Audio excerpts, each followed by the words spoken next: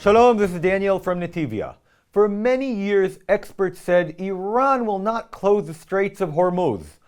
The thought was such a move would be economic suicide for the Iranian regime because their very survival depends on oil revenues that pass through there. So, the thought was they can't keep these straits closed. But it turns out that reality exceeds all expectation, and we need to talk about and understand the dramatic significance of what is happening now. Because we in Israel are occupied with the aerial battle, but this is the most important part of the global war. The Straits of Hormuz is the narrow part through which goods exit the Persian Gulf. At the narrowest point of this strait, it is only about 30 kilometers wide. Why is this place so critical? This is the most important strait in the world for the energy market because it is the only exit point for the Gulf states like Qatar, Saudi Arabia, Kuwait, the UAE, Iran, and even Iraq. All these countries must pass through the Straits of Hormuz. We're talking about a very large share of global daily oil consumption and a quarter of natural gas consumption, which comes from Qatar. Once you close Hormuz, the prices of everything go up. Why? Because, let's say, I'm selling popsicles in the supermarket, something completely unrelated to oil. I need to load those popsicles onto trucks and drive them to the supermarket. And I need to transport the raw materials to the factory. Every part of the production and supply chain becomes more expensive, and that makes products more expensive in the supermarket. So, if the straits remain closed for a long time, we will see price hikes for goods worldwide.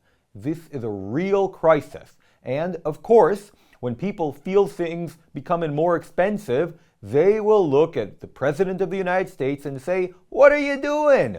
Why did you start this war?" And for us in Israel, this of course leads to all sorts of anti-Semitic conspiracy theories that Israel controls the US and forced it to start the war and it was a disaster and blah, blah, blah. So, what's the problem with opening Hormuz? It's such a narrow place, and Israel and the US are so strong. Just bomb whoever's there. Well, we have an example of how hard it is for a superpower to open straits by force. In World War I, the British and the French and the Russians were desperate for supplies while fighting against the Ottomans. And those supplies came via the Black Sea.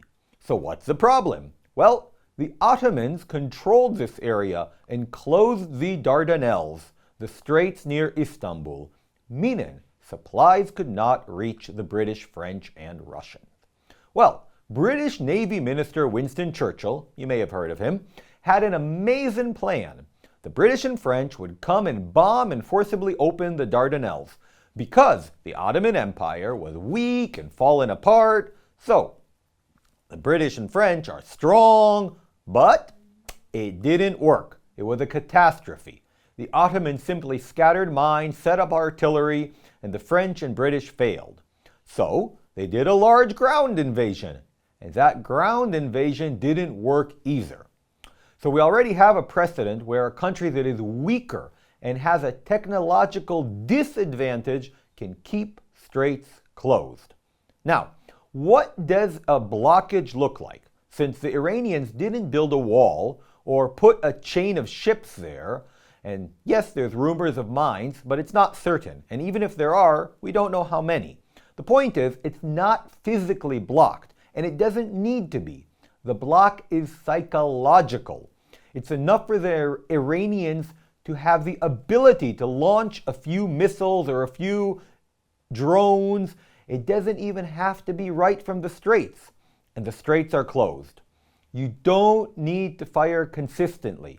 The threat alone is enough, and no one will want to pass there. Remember, those sailing there are huge, slow commercial ships. They're not warships. And the crews are not soldiers. They are civilians who just want to go to work and come home. And even if there is some very brave captain who decides he wants to cross, no insurance company is going to insure that ship and its cargo, which will be worth tens if not hundreds of millions of dollars, sailing into a duck chute.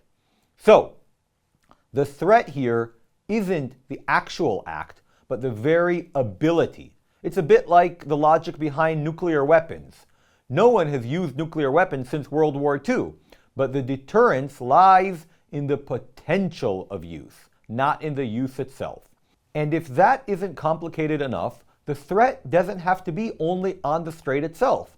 It could be in the entire Persian Gulf.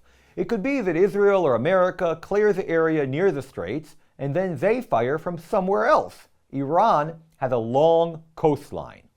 So who is affected and who are the players? Which countries rely on the energy coming from there? Which countries are taking a hit now? First of all, it's the giants of the East. I'm talking about China, India, South Korea, and Japan. Most of the oil passing through Hormuz is purchased by these countries. Europe depends on the straits a bit less in the context of oil, but it depends on it desperately for gas, mainly from Qatar, especially since they stopped buying or at least reduced their dependency on Russian gas since the war in Ukraine started. But let's not be confused. One cannot completely escape this crisis because the price of energy is global. A price that rises in Japan will also rise in Israel and in the US. It makes everything more expensive. Here, the United States enters the picture. The US and a few other countries, but we're talking mostly about the US here, has what's called strategic petroleum reserves. There are many, many barrels stored specifically for such dark times as this, and during a shortage, like there is now, they can release oil into the market to calm the rise in prices. But while that's a great band-aid, it doesn't solve the problem. If the Strait of Hormuz remains closed for a long time, these reserves will run out. This leads us to the next stage in the plot. Donald Trump is essentially calling on US allies, mainly European and Asian countries, his friends, so to speak, to open the straits, to help the US open the straits, meaning physically secure commercial shipping. Let's start with the US ally that is clearly already involved in the matter and in the war, Israel, which is essentially the only US ally that was both a partner in the planning and is now a partner in the execution. Israel is an island nation. In practice, we'll get into that another time, but almost everything that reaches Israel comes by sea. Yet, Israel doesn't really have a significant deep sea navy that can carry out escort missions at such distances or with efficiency. So Israel is not a factor here. The European and Asians have navies, but they aren't crazy about the idea. They understand there is a danger of escalation. If a European warship escorts a tanker in the Straits of Hormuz and that ship is hit by an Iranian missile, what happens now? Do the Europeans strike back? Are they at war with Iran? They've been dragged into a war? What's the plan? The Europeans don't really want to be dragged into this. The Asians also have a hidden reason because essentially there's a gamble here. If a country sends forces to secure the straits, which essentially means confronting Iran, it means it's betting on a crushing American victory. But what happens if the US eventually reaches some compromise and folds? Those countries will be left with the Iranians who still control the straits, and the Iranians will remember who stood against them. So, there's a gamble that countries must consider. Who will win? And one can look back at World War I or World War II. As soon as it was clear which side was going to win, suddenly a whole bunch of countries started joining in because everyone wants to be on the winning side. But until it's clear who is going to win, Everyone is like, I don't know if I'll enter. Maybe I won't enter. I'm with them. No, actually I'm with them. That's roughly how the situation is as well now. Generally, history teaches us that building a coalition, if you want to build a coalition to go to war, it's much easier to do that before the war starts than after it has begun, unless you're winning. Apparently, there isn't necessarily that much trust in the US, although there are a few other problems we'll touch on in a moment. But building a coalition after a war has already started, historically, is much harder than doing it beforehand. Now, the Europeans are in a kind of trap, because since they disconnected from their dependence on Russian energy, they moved to a dependence on the US. This gives the Americans leverage over Europe. And the Europeans are talking about wanting independence. They want to remove this dependence on America. Add to this all sorts of tension and drama between the US and Europe, for example, the talk about Greenland, which Trump wants to purchase or invade, and all sorts of trade wars and so on, and you can understand why Europe isn't exactly rushing to stand by the US. Someone else who loses from this whole story is, of course, the Gulf states, because if you can't buy oil, it means they can't sell. So that's another thing worth taking into account. Now, we should ask, what about Iran's allies, say China?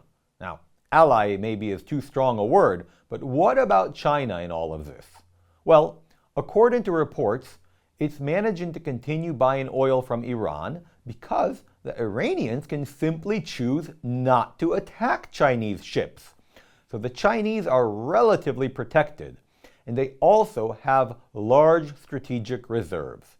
So China should be able to absorb this, at least in the short term. And yet, despite the complications, some have answered Donald Trump's call. On March 19th, a significant diplomatic and military shift occurred as 6 major international powers, Britain, France, Germany, Italy, the Netherlands, and Japan, formally committed to supporting maritime security efforts in the Straits of Hormuz.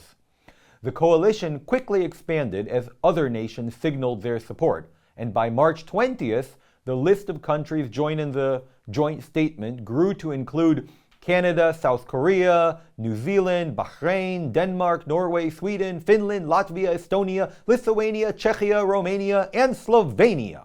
But we will have to wait and see what happens on the ground. So in summary, the Straits of Hormuz is more than a waterway. It's the world's jugular vein. While Israel manages the immediate front, the real war for global stability is being fought in these narrow waters. Will Trump's new coalition break the Iranian stranglehold, or is history about to repeat its failures? Join us next time for a look at this war from the eyes of Iran's partners, Russia and China. Shalom.